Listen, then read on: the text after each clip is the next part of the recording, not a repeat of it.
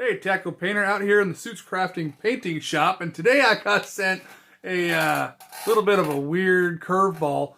So I went to Blick Art Studios out in Beaverton, and they were having a clearance on some Winsor Newton paints that they had come in that had like this weird gunk on it. The only thing I could figure is that they had to have some medium that was shipping burst in their box, so there's all sorts of dried oil medium all over the bottle. So they put these things on clearance, and I saw this one. It's a permanent green light, and I was looking on the back, and it's got this little symbol right there.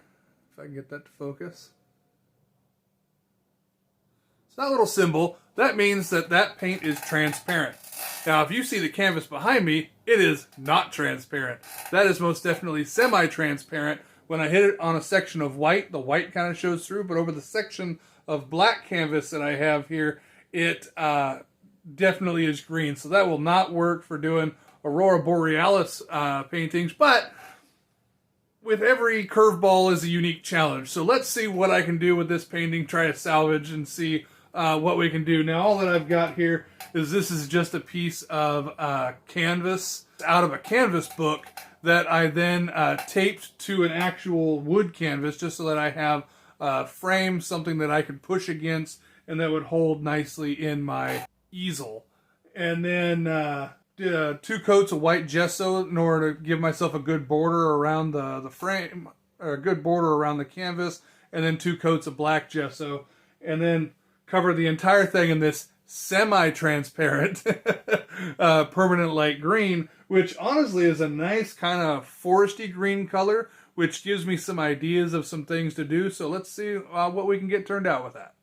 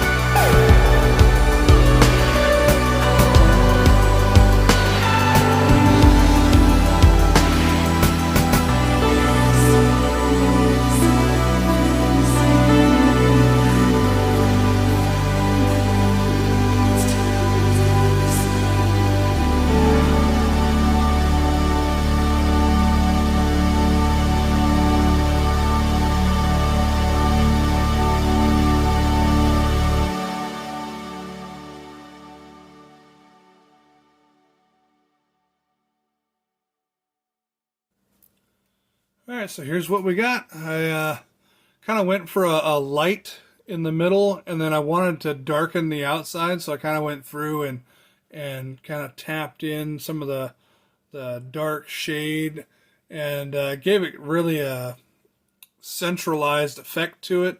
Got the trees. It kind of looks like you're looking up out of a pit, out of a hole, and like you've got the dark ridges here with some real light like ferns and bushes, and then the trees coming up, looming up out of the hole into the sky.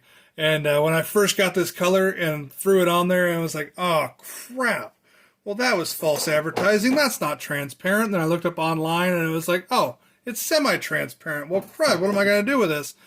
For a little bit, it's kind of how I felt. It was just a dark hole, and then all of a sudden I had an epiphany, and there was light at the end of the tunnel here, and this is exactly what I envisioned, and it turned out pretty good. I used it as a good opportunity to practice my trees.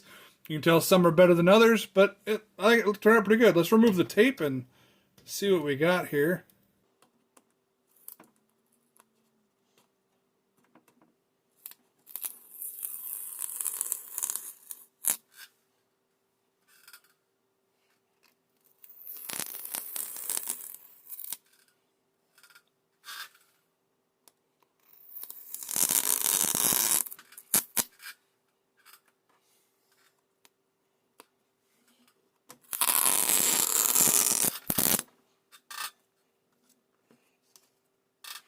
So there we have it. So like I said, this is just a piece of canvas out of a canvas sketchbook, but I think with the harsh lines, the taping off and doing the gesso on there, doing a white gesso so it matches the background first, gave me really, really super crisp lines. It's absolutely no bleed over into the white space at all. That worked perfectly. I think now that we've got that harsh border and that circular center, I think that gives it a really neat effect. Well, y'all know the cliche, when life gives you lemons, throw it back in their face. That turned out pretty good. I got that over on a rack and drying, where it'll sit nice and flat for a little while until that the paint fully cures up, at least to the touch, and then I can move it on to a different shelf. But yeah, I got it on a piece of metal. It's nice and flat. It'll help it to oxidize, and then I'll be ready to do something with. I don't know yet. It was just a test. Wasn't exactly what I had planned for the day, but I think it turned out pretty good. So thanks for joining me out in the Suits Crafting Painting Shop. This is Tactical Painter, signing out.